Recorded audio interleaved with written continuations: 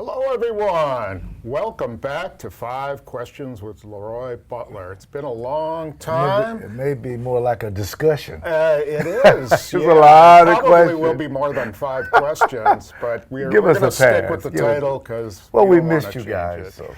But yeah, we've been getting a lot of encouragement to get back on the air, Yeah, and so we yes. decided to do a preseason. Well, you've been slacking a little bit. Yeah, well, you know, someo's got to cover the team. That's true. Every That's day true. during training. So I may have some you questions know. for you. Okay. Yeah, right. we'll have to do that. Well, what we wanted to do was do a season preview, but we figured we have to talk about the game in Winnipeg, which Yes. was quite interesting.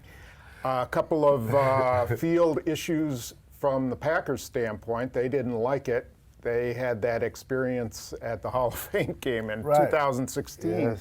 They were really sensitive about it. Those 2 little patches in the end zone where the goalposts were. Right. What did you think? Would you have played? No. Really? No, absolutely not. I mean, you look at these venues, you would think you have a crew of people to go down there and know this ahead of time to where Yeah. the game is not delayed. True, yeah. I mean, the NFL have billions of dollars. Come on. You just can't pick a venue and not visit it and look at some of the... Well, supposedly they did. But what they part were they did there. not- The only thing I can think of is that they moved the goalposts at the last second, like they were when the NFL came to look at it. Yes. And they were just telling them, yeah, we'll move the goalposts. Right, And but- so they looked at the field and were like, it's fine. Well, don't take their word for it. Let me see how it would look. Yeah. Because you're still talking about the safety of the players. And to me, to have it 80 yards was kind of a head scratcher. It was confusing to the players and to the referees Yeah, and to Harlan. He did a really nice job. The announcers did. Him and Lofton did a nice job. They did as best they figuring it could. out. But, I especially give credit to J.K. Scott because, Yeah. how do you sit there and look at the I know, right? punting inside the 10, but you're actually punting inside the 20. I don't know, whatever. He's been MVP of the entire camp so far. He's had a good The camp. guy's 5-second hang time has been amazing. But, people don't want to get into that. But, one thing I was thinking of was like if you did do this, if you played in Philadelphia when the vet was there, that field was 100 times worse than what they had there. Andy Reid didn't even want to play. So I don't know if they're just being wimps. Yeah. John Gruden said he didn't care. He said the Of course field not. had nothing to do with it. He was fine with the field. Well, he doesn't have to play. So, I of course, guess. I mean, the players. Well, his players, he risked losing some players. Yeah, I got to say, I just wouldn't have played. It's just not. It's a preseason game. It's just a venue that doesn't really fit for the NFL. And I get the wanting to be there. Like we were there in Toronto.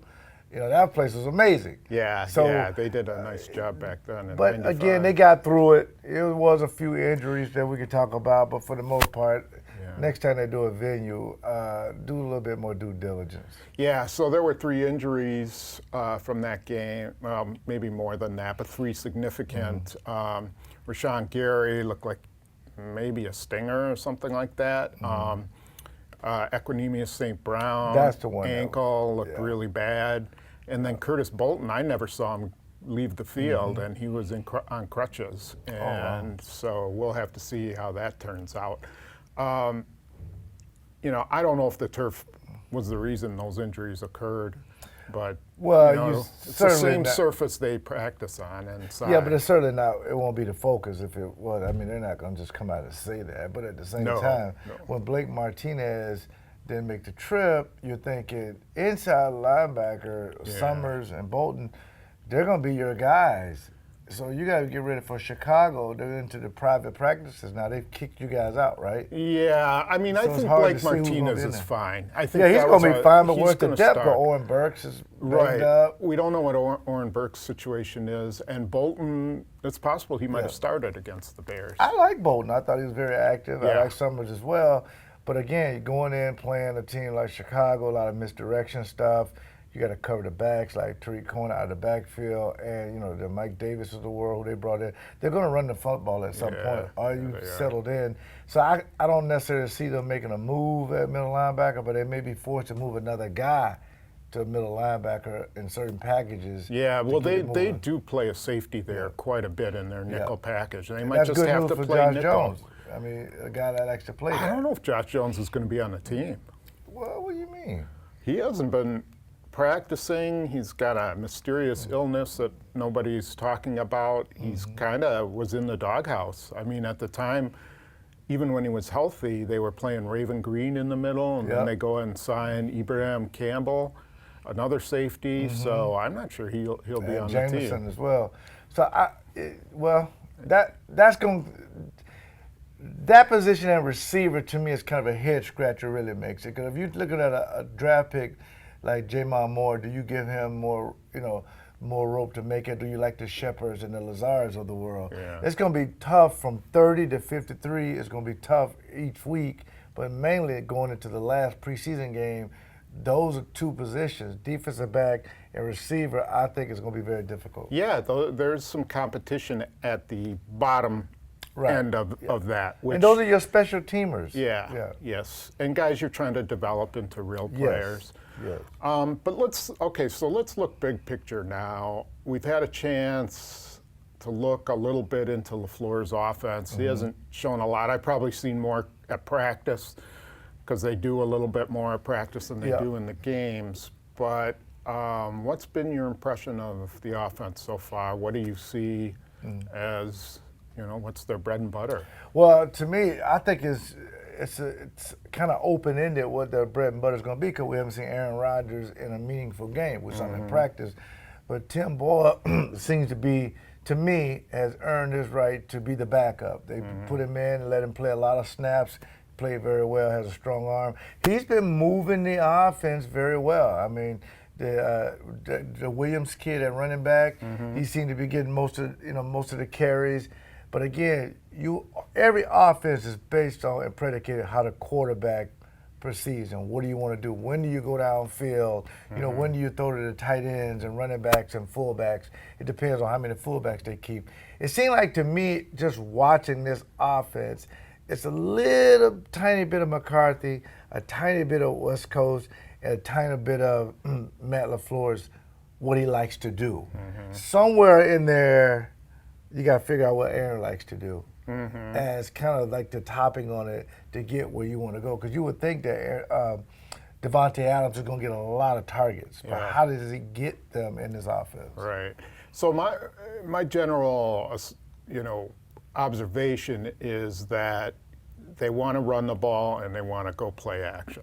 Their whole offense, to me, seems based on play action. So they're trying to show you run formations and then fake the handoff and throw off those run formations. I would love that. Yeah, but I think to be successful, you got to run the ball. Then you have to have success running the ball, or else the whole idea is those linebackers come up, right, and the safety come up to play the run because they think it's a run, and then you throw right behind them. Yeah, right? Especially if you get a cornerback that's a little nosy and you get a peek. Play actions work if Aaron Jones is healthy. I think he's one of the most dynamic guys when he's available. Right. Jamal Williams I like because of protection. If Aaron Jones can protect, he's a 3-down back. If he can't, then you're going to see running back by committee. You can see Jamal Williams in there quite a bit because he's a good protector.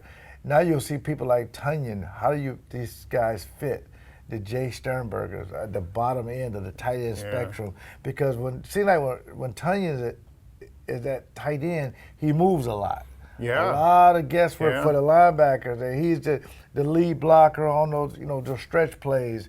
The outside runs are going to be great for Aaron Jones. The inside runs with Jamal Williams. All of that would be predicated also off of ball handling. Aaron Rodgers having the big hands, he can really stick that ball out there. Remember Steve DeBerg used to do that a lot and pull it. And it should be a guy wide open in the middle. That gives you the defense. I have to think now what's going on. And I'll say this about Aaron Rodgers not playing in the preseason, because I know that's been a big issue. I think it's a positive. Here's why. Chicago won't have any film of Aaron Rodgers running LaFleur's offense. Okay. They won't have any of it. They can, based on media reports and what they've seen, but had he played, They could take that film and cut it up and break it down and try to get some tendencies. Okay. They can't look at last year's film because it's completely different. none. So now they got to go all the way back and see what LaFleur likes to do and kind of what Aaron likes to do, and there's a lot of guesswork there. So this is a true positive about Aaron Rodgers not playing in the preseason. I really want people to understand how good that's going to be. Okay, I'm going to take the op-ed on that Well, of one. course. I mean, that's what you do, you media guys. Because, so here's my thought, is that, you know, you haven't established who you are, what you're going to do.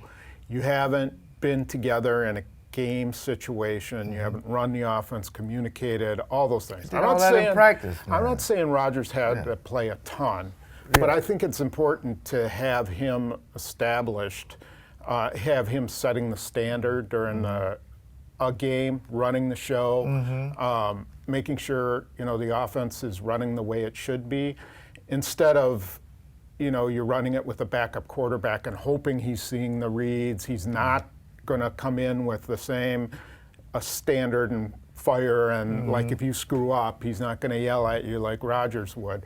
I sort of, you know, I thought the first game they should have played him. It was at Lambeau Field. Clowney and Watt weren't playing. His whole offensive line was healthy. Just play him a little bit. Anyway, just to suffice some of you media guys, you should just play it. Well, no, for the reasons I just said. You know, I went back and looked at 2006 when McCarthy came in. Yeah. Favre was 36 years old, a year older than Rodgers, and he played him 107 snaps, all 4 games, because he wanted to get him into the offense, doing, you know, what this offense does. And I don't think hiding stuff. I think it's more important to do your stuff really well than to hide it from the Bears. Well, he'll do it well. Okay. Well, we'll see. Yeah, But I'm it's just telling you my opinion. No, I appreciate that. But it's 11 quarterbacks that has not played. I think they all still had their same coaches, though. But are they all in the first year of a new That's system? what I'm saying. So you're right about that. You're correct. I don't disagree with that. But when it comes to Aaron Rodgers, the one thing you want is 100% true that he wants to show up for Chicago. The only way I can make sure that happens for him to practice hard, put him in certain situations, and not even do preseason. But I'm just not big on preseason. He got hurt in practice. I know. Injury, you can get hurt. He was sleeping, I think. Well, that happened to me the other night. So things happen. Stuff happens. It does. You can't, it does. You can't You're right. You're right. But be that. I'm just saying, Chicago, they're going to be caught by surprise. Okay. Because they don't have any film of him running it. So you try to use it to your advantage. Okay. There's no way I was playing him on that Winnipeg surface. No, I wouldn't have either. So maybe I would have played him against Baltimore, but he had the back issue. You're right about maybe the first game to let the fans get a chance to see him as well. Right, get fired but up. At this point, it's a wrap. He's just going to get ready. He's in fantastic shape. Okay. So he gets a chance to basically meet. So the time that you guys want him to play, he's been meeting to get down everything he needs, the chemistry and stuff like that. But I do take your point about him in a new offense, a new system. He should be out there. But again, it's about Chicago at this particular time. Okay. Yeah. So you touched on it, the wide receiver race. Yes. Really, I mean, the bottom half of that doesn't matter. It's who are your top 4 guys going to be, the guys who are going to play. So we know Devontae Adams is number 1. Yes. Who's number 2? 81. Allison. Yeah, Geronimo. And then I'm going to tell you something. When you get to Valdez-Scantling? Yes. And Kumerow number 3. Mm-hmm. Kumerow, listen, Kumerow has earned a right to be a starter, I'll just be honest with you. The guy has a good work ethic. Aaron likes him. That helps. And the other guys, they just don't get enough targets. They try to get some targets to St. Brown, but he's going to be hurt. Yeah. So that may have helped. That may have helped Jerron more if, for some reason, St. Brown's are going IR at the beginning of the season. What about Trevor Davis? I love Trevor Davis. He looked good last night. I love Trevor Davis. He's your return guy, but if not, I got to fall back on Shepard. Shepard and Lazard, these guys have earned the right to get one more look. Yeah. But Trevor Davis is just like Kevin King. They're Yeah, two of my you gotta favorite stay guys. healthy, right? But they got to stay healthy. They got to be Yeah, available. yeah. I think Trevor Davis can be just like the Nelson Aguilars of the world, Tyreek Hill at Kansas City. When he comes into the huddle, watch out. Yeah. The guy's amazing. Yeah. But he got to be healthy. He got to be available because he's going to be your return guy. You know what was really obvious, I stated this on the blog last night, was that he was on a different level.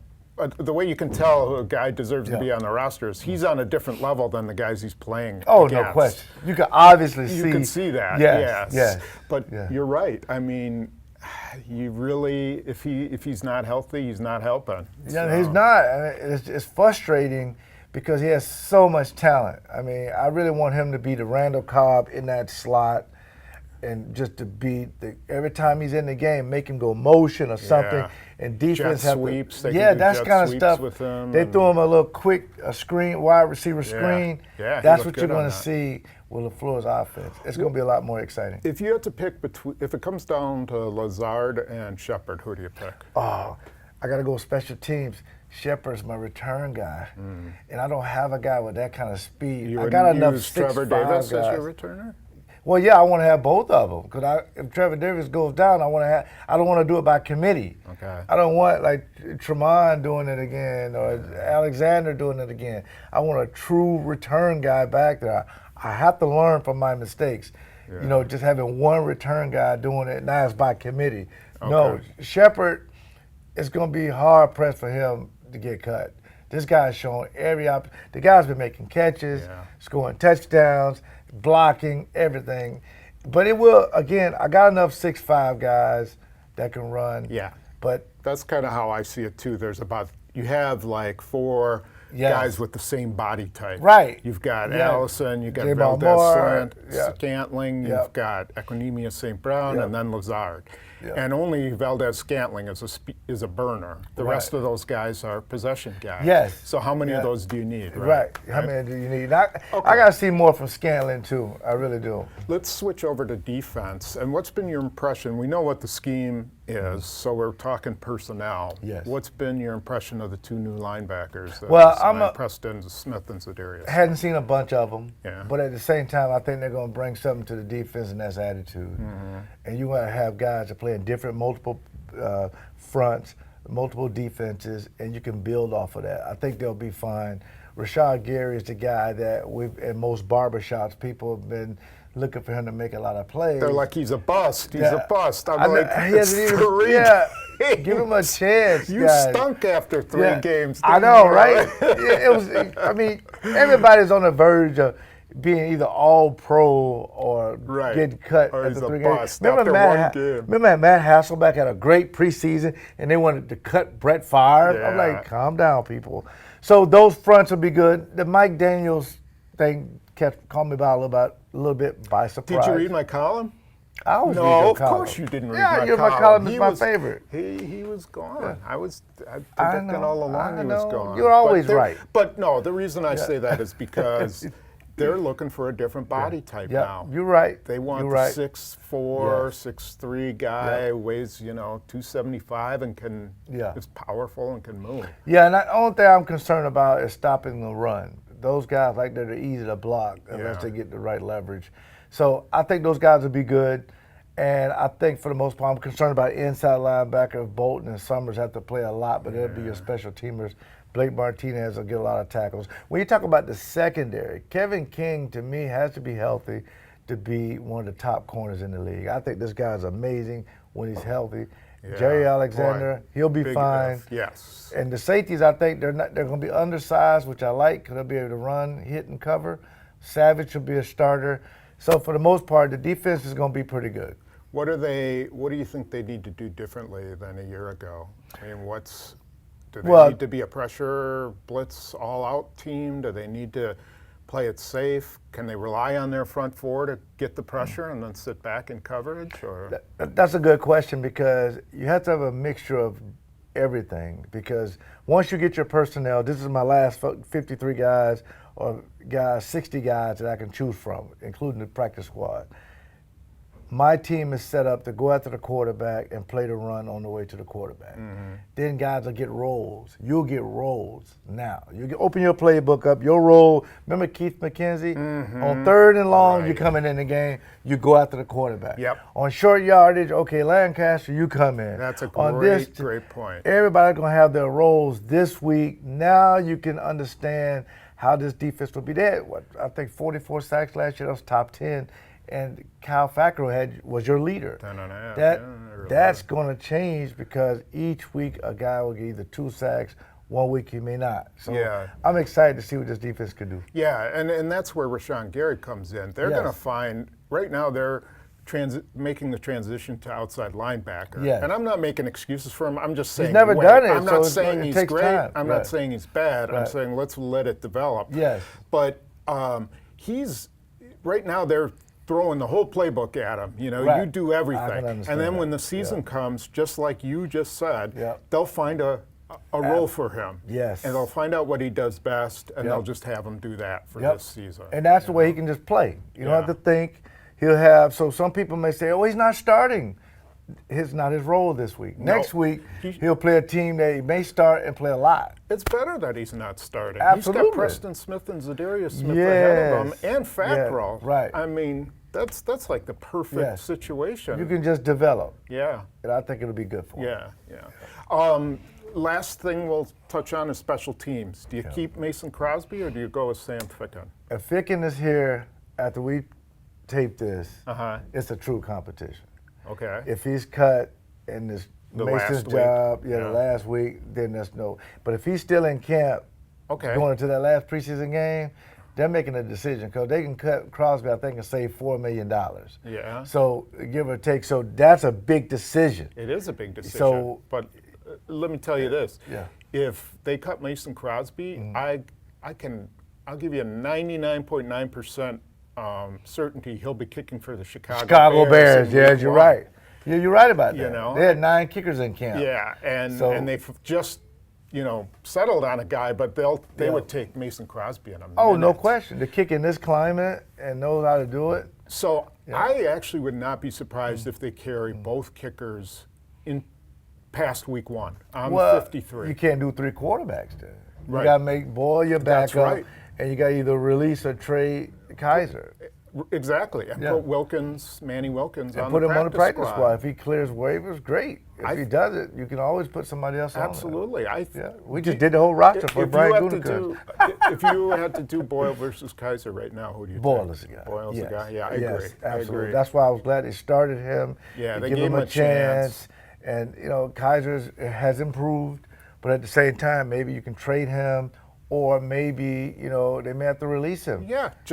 Sometimes you just have to move on, and if they did that with Brett Hundley, they gave him every chance to become starter, quality. And Kaiser, I think later on in his career when he matures, he could be a pretty good, decent quarterback. But he's just too inconsistent right now. And they don't need that. They need to, because they need to also know, do they bring in a veteran to be the backup, some guy just sitting home eating Doritos right now doing nothing, because they'll do anything not to get Kaepernick a job. Nobody wants to hire the guy, so they have to go out and get a guy who's a traveling veteran. You don't really need that. Let Boyle be your backup. He's looked good enough to have an opportunity to do that. Kaiser, they may have to release him or trade him. But if you're talking about keeping 2 kickers, then because you got to keep 2 returners with Shepard and Davis. There's a lot of questions. Yep. But one thing about it, Gutekunst is ahead of the curve. He understands the last 15 guys on this team. He has a great idea what their role is going to be, and I think it's always good that a guy knows that. Okay, good. Yep. So when we come back, we will do it after the cut down to 53, and we will look at the Bears, and I think we should break down what the wide zone. People have probably heard a lot about the wide zone rushing attack, and we can put that on the board with X's and O's. And you can make your season prediction then. And your Bears prediction. So I'm going to do something different. I asked Bill to approve this. I'm going to give you what my season, what their record will be as a prediction, and then we'll do week by week and see if I match up. Oh, okay. Yeah. Sounds good. That'll be fun. All right. Yeah. So thanks for joining us. Welcome back. We're happy to be back, and we will see you next week.